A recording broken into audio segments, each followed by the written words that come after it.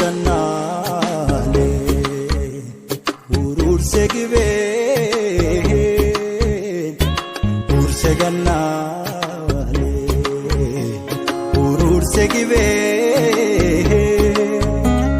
ateko guyyaa yaadannoo wareegama artist Haacaaluu Hundeessaa waggaa lammaffaa ilaalchisuun dookumentarii seenaa jiruu fi jireenya artist Haacaaluu Hundeessaa garee tokkummaa qeerroo fi qarree Naayiroobiitiin qindaa'e akka taanutti simbiraan keenya obsaan hordofaanis affeerraa keenya.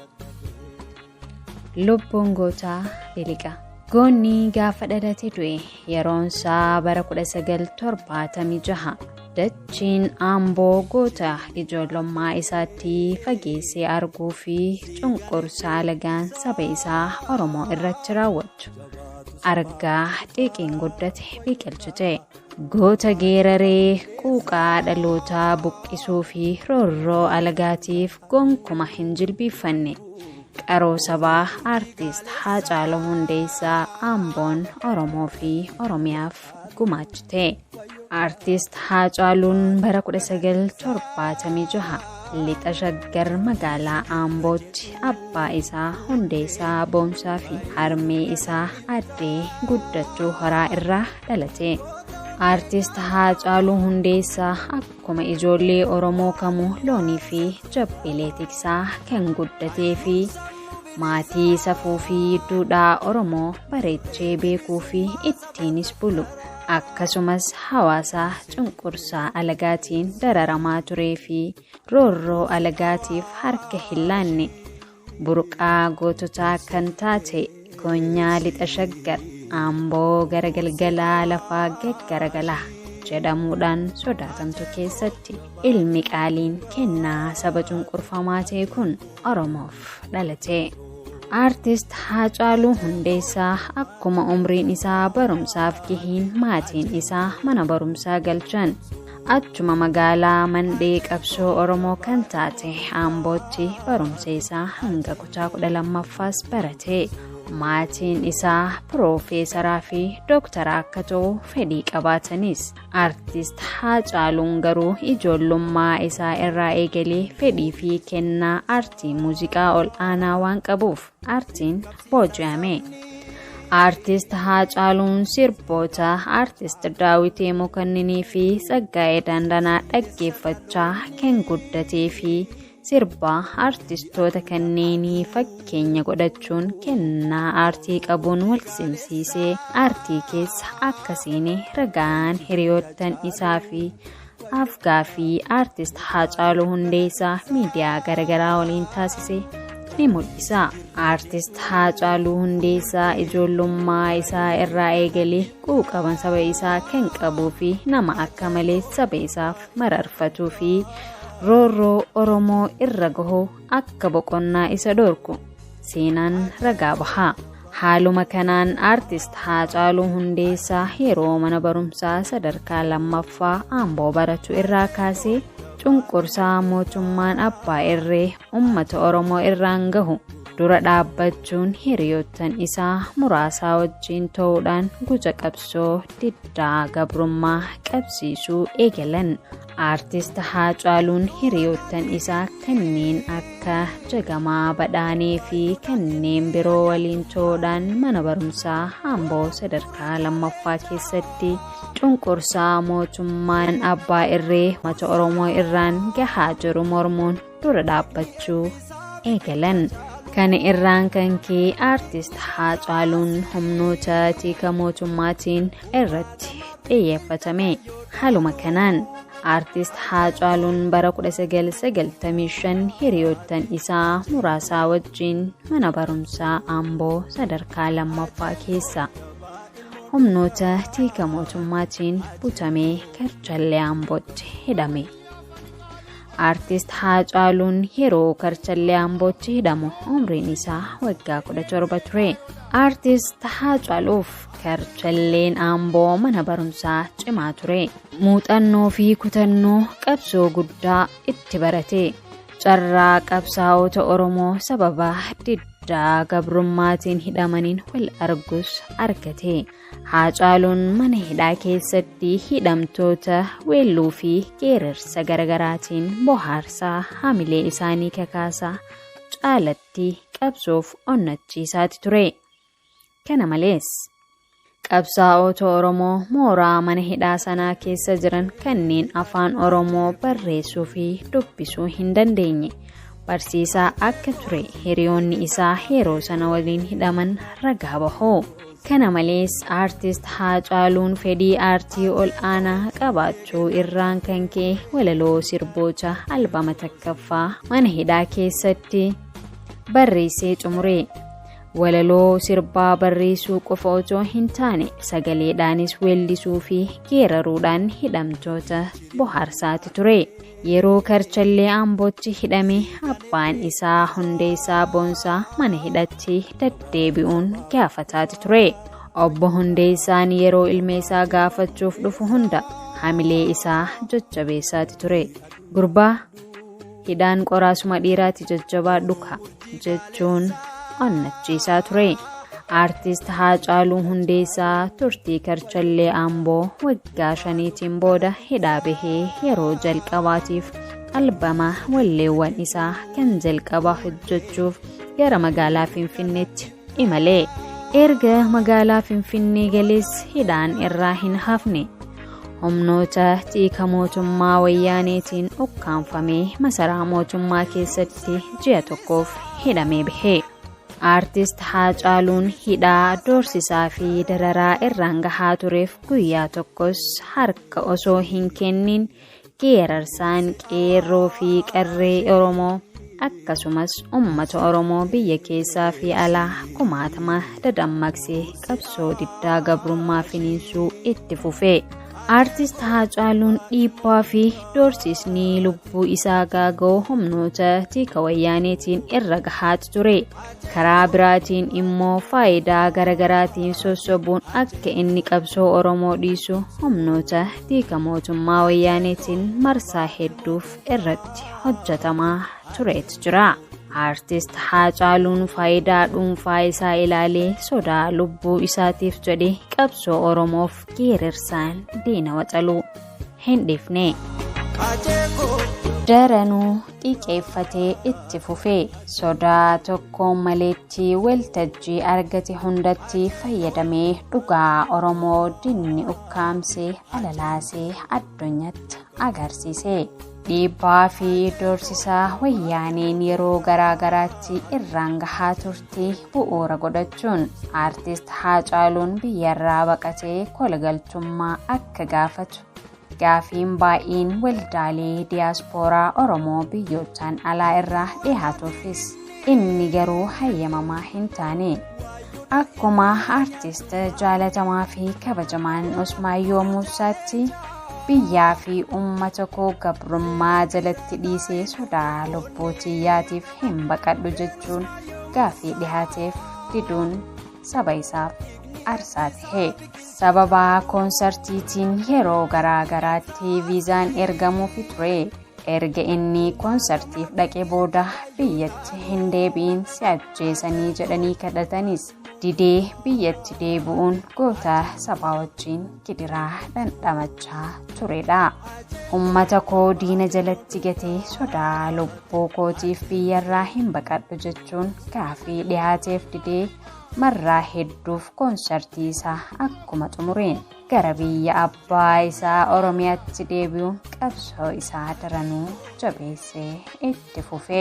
Geerarsaan mooraa diinatti yaaddoo naqee saba isaa onnachiisee qeerroo fi qarree kumaatama qabsootti gadi yaasee. Aartist Haacaaluun Hundeessaa.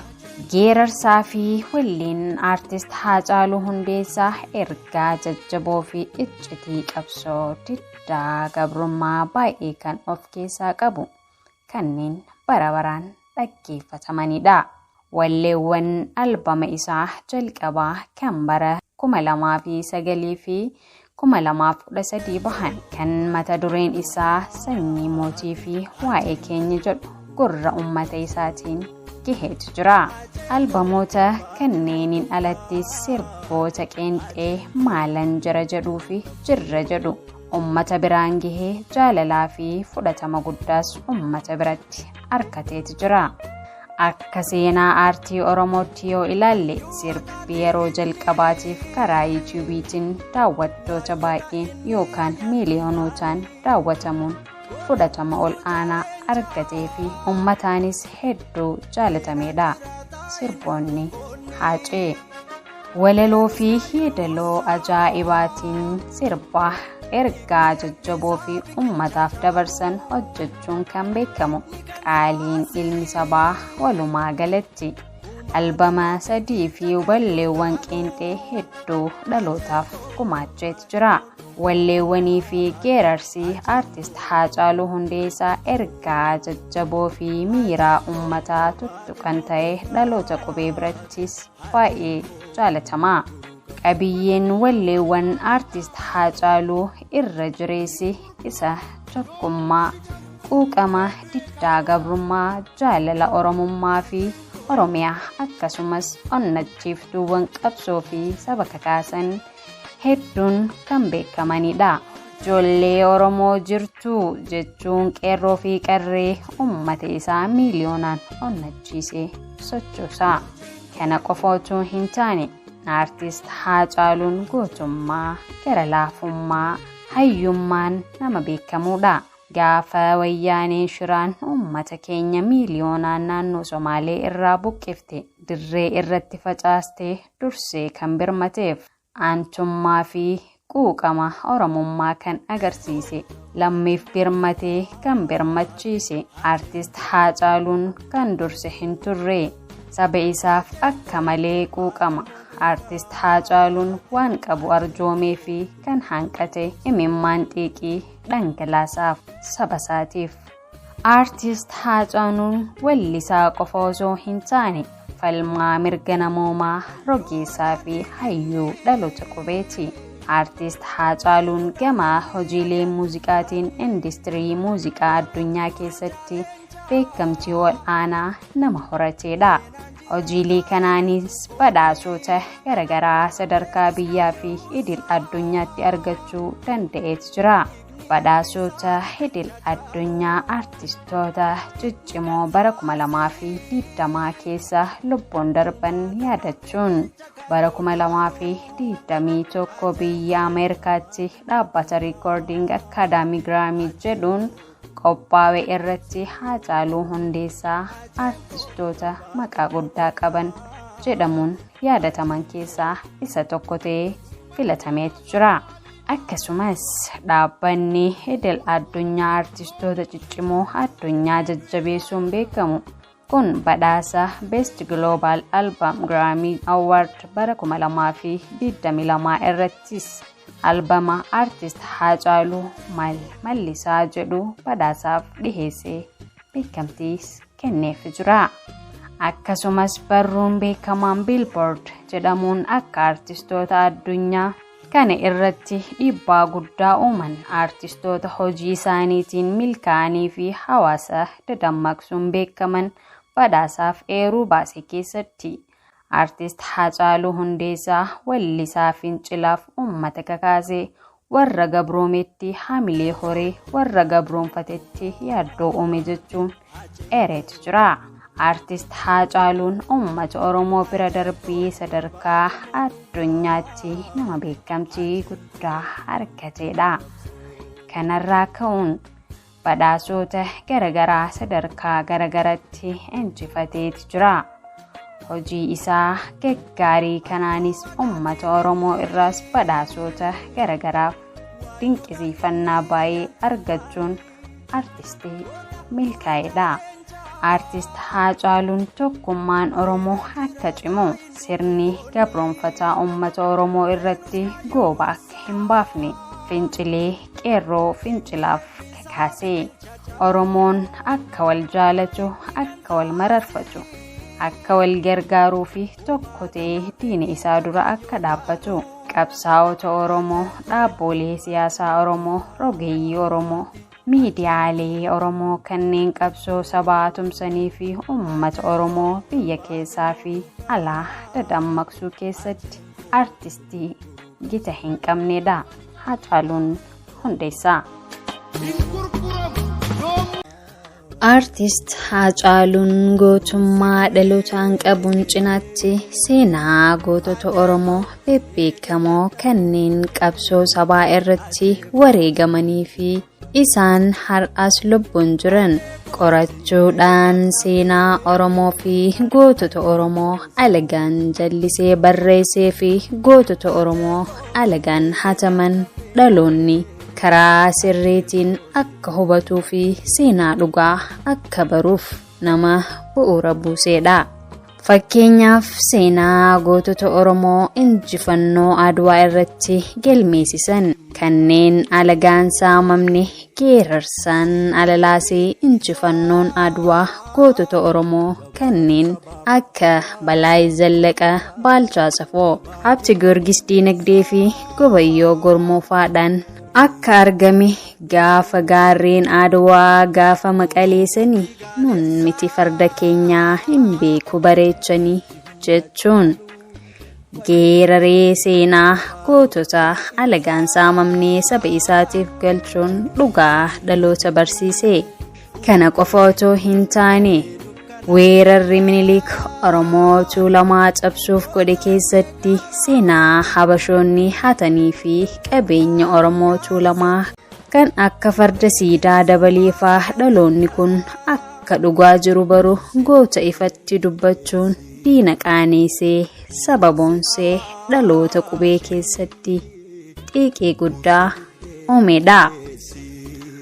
Artist Haacaaluun jaalalaa fi sabboonummaa Oromoo ol aanaa qabaachuu irraa kan ka'e diinaa fi firas kumaatamaan horate. Diinni sabboonummaa Oromoo jibbu hacee keessan sabboonummaa Oromoo calaqqisuuf dhugaa Oromoo inni ija jabinaan dubbatu hinaafuun yeroo garaagaratti duula jibbiinsaa irratti banaa turan. Artist Haacaaluun garuu shiraa fi sharrii alagaan irratti xaxxu kanaaf osoo harka hin kennin geerarsaan caalatti diina aarsee saba qabsoo bilisummaaf dadammaqsee. Oromoon bahaa dhihaa kaabaa kibbaa giddu galeessaa hanga biyyoota alaatti Oromoo afaan tokkoon jirtu jennaan jirra jedhanii diina naasisan. Haaceen tokkummaa lallabee sabatti abdii horee gootichi ilmi Hundeessaa keessattuu fincila mormii maastar pilaanii fi qabsoo diddaa gabrummaa bara 2014 keessa qeerroo qarree fi uummata Oromootiin Oromiyaa keessatti gaggeeffamaa ture keessatti Artist Haacaaluun nama walleen qabsoo qeerroo fi qarreetti xiiqii uumaa turedha. Kanaan alattis uummanni Oromoo kutaa fi amantaan osoo wal hin qoodin tokkummaan akka falmatu geerarsii fi walleen Haacaaluu shoora ol'aanaa qabu ture. Fincila kana booda bara 2018 keessa uummanni Oromoo wareegama guddaa baaseen jijjiiramni hamma tokko dhufuus jijjiiramichi kallattii sabni barbaadu irraa maqee lubbuu qaalii ilmaan Oromoo haadha ulfaa dabalatee daa'imaa hanga manguddootti dhiiga isaanii cobsanii lafee isaanii cabsanii Oromoo fi Oromiyaa gabrummaa jalaa walaba baasuuf aarsaa tahanii darban dagataman. Sirnoonni nama nyaataan kaleessaa harmaa fi harka haadholii fi abbootii keenyaa muraa turan. Yakki isaan Oromoo fi Oromiyaa irratti raawwatan akka waan gootummaa turetti dhaadheeffamuu jalqaban. Biyyattii dhiiga ilmaan Oromoo dhugdus foon ilmaan Oromoo nyaattus beelaa fi dheeboon baanee fi tasuma hin gabbanne. Kana keessatti Oromummaa fi sabboonummaan yakka tahee murnootan waggaa baay'eef dantaa aangoo fi faayidaa dhuunfaa isaaniitiif saba gurgurachaa turan kan maqaa Oromootiin ifyaamaniin shirrii sabboontootaa fi guutuu dhala Oromoo irratti xaxamuu eegalee. jijjiirama dhiigni kumaatamoota itti jigee lafeen gootota Oromoo kumaatamaan itti cabee daandii sabni qabsaa'eef gadi dhiisuu hordofee qabsaa'onni Oromoo hedduun mootummaa biltsiginnaa mormuu eegalan. Namootaan ayidooloojii biltsiginnaadha jecha ida'amuu yookaan madda marjaduu keessatti dhokachuun ilmaan Oromoo fi Oromiyaa nyaatuuf qophaa'aa turan. Namootaan morman keessaa gootichi ilmi sabaa Haaceen isa tokko ture. Burjaajii siyaasaa biyyattii keessatti yeroo sana dhalateen qabsaa'onni Oromoo kanneen eenyummaa isaanii caalaa faayidaa dhuunfaa isaanii caalchisan biltsiginnoomanii saba ganan. Sabboontoonni aantummaa sabaa qaban garuu kaleessaa hanga har'aa aarsaa lubbuu qaalii sabaaf laatuun aarsaa tahaa turan ammas tahaa jiran. Yeroo sanatti aartist Haacaaluun akka waan faayidaan bitamee qabsoo Oromoo ganii fakkeessuudhaan ololli hamaan irratti baname. Yeroo sanitti Haaceen hojii daldalaa keessa waan tureef akka waan qabsoo sabaa ganii deeggaraa mootummaa ta'etti kallattii maraan irratti duulamaa ture. Dubbiin garuu akkasii miti. Haaceen hojii daldalaa eegaluun dhugaatos dantaa Oromoo faayidaa dhuunfaa isaatiin gonkumaa hin sharafne ture. Haalli burjaajii siyaasaa mooraa qabsoo Oromoo keessatti uumamee fi jijjiiramni dhiiga qeerroo Oromootiin argame. Murna aangoo siyaasaa harkaa qabuun butamuun ajjechaan hidhaa fi dararaan uummata Oromoo irratti bifa jijjiirratee dachaan dabalee. Yakki saba isaa irratti raawwatamaa jiru kun keessa isaa gubus har'eerra boru wayyaa'u jechuun callisuu filate. Boodarra garuu gaafiin uummataa keessaa ka'uu fi roorroon uummata Oromoo irra gahu hammaannaan Haaceen karaa miidiyaa dhihaate. Yaadaa fi ijjannoo isaa akka ibsu dhiibbaan itti godhame. Gaafii hawaasaa bu'uura godhachuun miidiyaan ijaa fi gurra uummataa ta'e. Miidiyaan qabsoo Oromoo keessatti dhalatee guddate Oromiyaa Miidiyaa Neetwork gaafiif deebii taasiseef. Aartist Haacaaluun af-gaafii OMN wajjin taasise keessatti dubbii jajjabduu dubbate. Haala kamuu keessatti dantaa Oromoo faayidaa dhuunfaa isaatiin akka hin sharafne jala muree akka alagaa fi firaafis galutti dubbate. Ani Oromoof qaaliidha, namni maallaqaan na bituu danda'u hin jiru jechuun biltsiginnaa afaan qabachiise. Akkasumas ergaa jajjabduu dhaloota qubeetiif dabarse. Roorroo fi shira guddaan uummata Oromoo fi jijjiirama Oromoon wareegama guddaan argatte irratti diinaan xaxamaa jiru gadi baasee ifatti dubbate. Gootichi dhaloota qubee Haaceen ilmi sabaa. Gareen haasawaa fi ijjannoon Haaceen Oromummaa isaa irratti qabutti mufatan akka isaanitti eenyummaa isaa maallaqaan sharafuu waan dideef. Minilik harree yaabbatee gara Oromiyaa dhufee farda siidaa dabalee hatee waan keenya kan isaa godhate jechu jedhu. Isaa mufachiisuun doorsisaa fi duulli qindaawaan lalistoota Minilikii fi murnoota biltsiginnaatiin lafaarraa hanga marsaa hawaasaatti miidiyaalee nafxanyootaatti dabalatee kallattii maraan haasaan jibbiisaa arrabsoo doorsisaa fi shirri Haacee irratti hojjetamuu jalqabe. Daba alagaa fi oppiidiyoon kaleessaa yookiin biltsiginnaan har'aa irratti raawwatteen waxabajjii 29 bara 2020 Finfinnee naannoo koondoomineemii Galaan jedhamuun beekamutti yartuun goota qaalii sabaa nurraa galaafatte. Sabni koo goota dungoo nuuf tahee ofiisaaf qubate du'aan if jidduu dhabe. Sirna yaadannoo waggaa lammaffaa wareegama gooticha dhaloota qubee kana yeroo qopheessinu Haaceen goota Oromoof jiraate Oromoofis wareegame ta'us hanga har'aatti haqni isaa fi gumaan isaa hin baane. Gumaa gootaa baasuu fi liigaasii haacee bara baraan akka jiraatu gochuun gahee keenya hunda tahuu beekne. Amaanaa inni nu biratti dhiisee darbee dhaloota dhufu mara yaadachiisuun dirqama keenya ta'uu hubanne liigaasii haacee galma dhugaatiin hageenyuun dhaamsa keenya xumuraati.